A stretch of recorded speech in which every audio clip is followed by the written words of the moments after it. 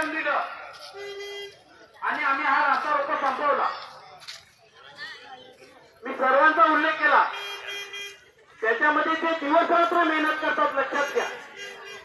आपण शांत झोपलो पाहिजे, या परिसरामध्ये कायदा सुव्यवस्था राखला गेला पाहिजे आणि ही कायदा सुव्यवस्था जर राखायची असेल तर आमचे पोलीस मित्र रात्री कसे फिरत असतील या रस्त्याला, याचा सर्वांनी आपण विचार करा।